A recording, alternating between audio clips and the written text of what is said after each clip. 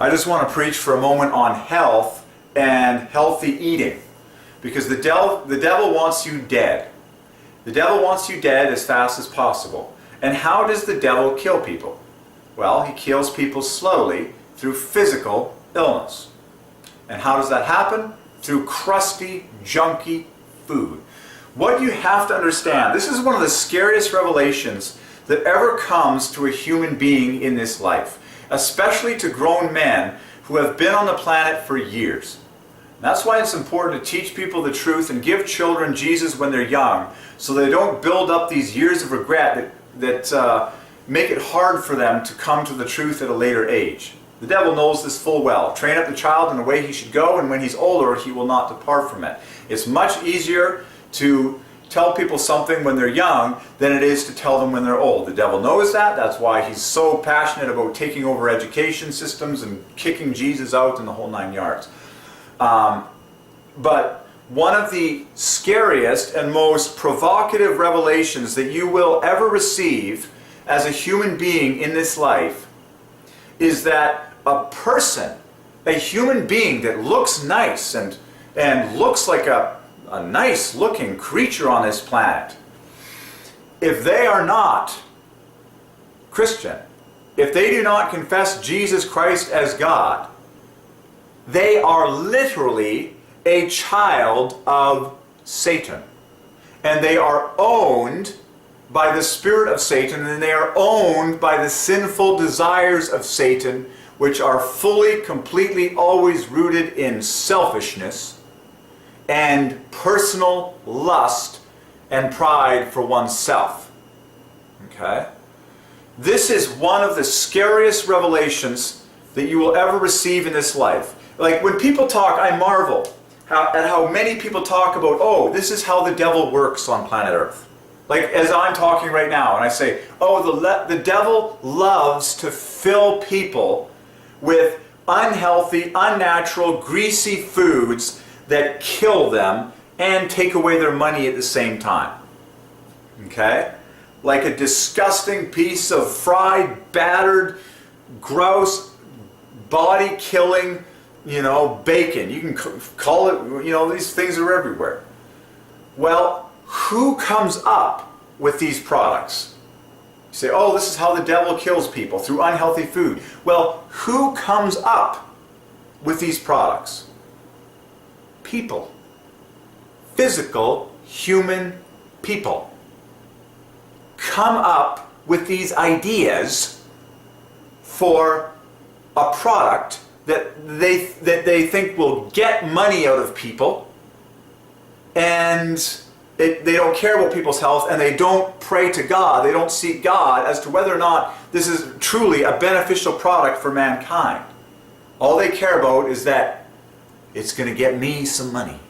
I don't care if it kills people in the process. I don't care if it causes heart disease in the long run. I don't care if its health benefits are completely pathetic compared to the fruits that God designed. Okay? People.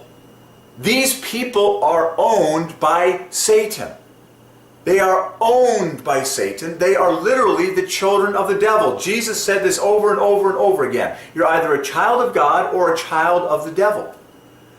It's one of the, when this truth leaves the minds of the world and people forget about it and don't understand it, life becomes so confusing.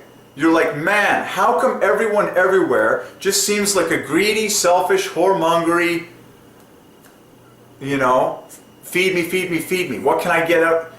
It's the sin nature of man owned by the devil. So, back to healthy eating, okay? The devil wants you dead. How does the devil kill people? Well, the devil has children. Children that don't know Jesus Christ, aren't baptized in the truth of God, and those children literally do the deeds of Satan. It's amazing to me, the spiritual world. It's amazing how everyone has a spirit. And folks, it's creepy to me. It's really creepy what happens behind closed doors. And it's really creepy what happens in secret. And it's really creepy what happens in dark places when you actually get into And I just understand that God is such a loving, He's such a gracious God, that children, beautiful young children being born into this world, don't have to witness this ugliness. You know, to the extent that it exists, because it's creepy what happens in secret. And it's disgusting what happens behind closed doors. Like, I kid you not, folks, if you were invited into the highest level board meetings of people at a company like McDonald's, you would hear very little talk about how we can truly bless people's health.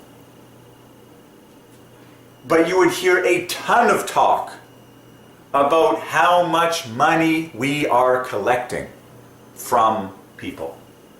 And I need to phrase it the way that it is. Aren't you tired of the phrase making money? It's such a poorly worded phrase. It's not even accurate. You're not making money. Call it what it is. You are collecting money from people. You're taking money from people. You're taking and collecting and extracting money from other human beings. That's what you're doing. Okay?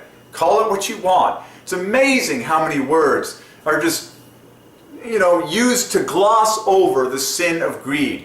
Man has invented every single dumb piece of flowery terminology to gloss over the truth of the selfishness and the greed behind it all. Okay? We got terms like business intelligence, profit, how much you getting. It's just, okay. So, but my goodness, the reality is, folks, if you truly care about people's health and you run an honest business that blesses people's health and is submitted to Jesus Christ, God will take care of your growth and longevity as a company.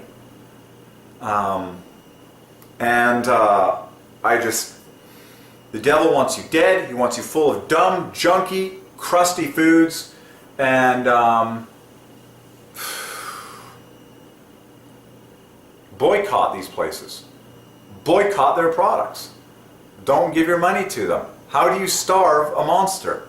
How do you kill a monster? Let me ask you a very simple question. What's the simplest way to kill a monster? What's the easiest, lowest effort way to kill a monster? Take away his food. It's that simple. Take away what he's feeding on. So how do you kill something that you don't want to exist? You boycott it. Okay? Boycott companies that are producing junk that isn't good for your health. Ask God to give you the power over temptation, so you're not buying these junk food products anymore. And it's all a revival, folks. We need people spending more time in prayers, people seeking Jesus, and that's, folks, business and the existence of supply and demand is simply a direct follow-through of the spiritual condition of a given region. Right now, as I speak in Langley, and this is an atrocity, but it shows you the spiritual condition, and I'm praying for a breaking of this spirit over Langley and over British Columbia at large. Spirit of money worship and psycho-individualism and image. I kid you not, there are like 3 giant, shiny, big, massive, these things are like shrines. They're literally like shrines. I kid you not, they're bigger than any church building that I've seen going up anywhere in the Lower Mainland. I call them shrines. I kid you not, there's these 3 massive car dealerships being created in Langley, one for Porsche, one for BMW, one for Audi, one for whatever the names are right now. They're like shrines. They're tall, they're multi-stories, they got all this fancy glass work and, just land and shiny lots, and it's like, folks, where's the money for the house of God? It just shows you how far people are from God and how tragic life becomes when man rejects God. It turns into psycho-individualism, psycho-self-image, And that's pretty pathetic. It's totally pathetic. It's like, man, your life is boring. I mean, how much can you actually possess by yourself that you think is going to be all that interesting? It's not. There's nothing so even close to interesting as seeing God's glory in all of world history and digging up gems mathematically for the glory of God, and understanding that it's all for Jesus. There's one person who collects everything, folks, and his name is Jesus. It's not you. If you try and be the one person in world history that collects everything and gets everything, you're going to get dethroned. As a matter of fact, you've already been dethroned. As a matter of fact, there's no competition anymore. Jesus Christ already showed up, already conquered death, hell, and the grave, already is the inheritor of all things, the creator of all things. You only have one command. You only have one life to live, and that is submitting to this man Jesus. You have to submit to Jesus, and you have to do it at a young age so that you are laying up treasure in heaven as a wise man does. And you have to serve this man Jesus and the glory of his name in this life. He takes everything, but he also gives to his servants. Okay? So, you serve Jesus, he provides for you, and he gives whatever it is that you need to be happy. He's the supplier of everything. And believe me, a man of God does not need much at all to be materially completely happy. Read about all the prophets, read about all the men of God through the Bible and all of history. Most of them were extremely content with the most simple of physical possessions and dwelling and small houses, simple furniture, simple wardrobe. Many didn't even own a car. I love the life of A.W. Tozer. The man never owned a car. He rode the bus everywhere he went. He lived simple, but man, he was rich in God. And oh man. Folks, one more confession here. As I speak right now, I am well aware that there are millions of children all across this valley in British Columbia that are sitting in front of godless school teachers being stuffed full of commands, taking orders from godless people while receiving nothing about Jesus Christ. And that is the greatest sin of all that is happening today. So, God, bring a revolution and bring truth to our young in Jesus' name.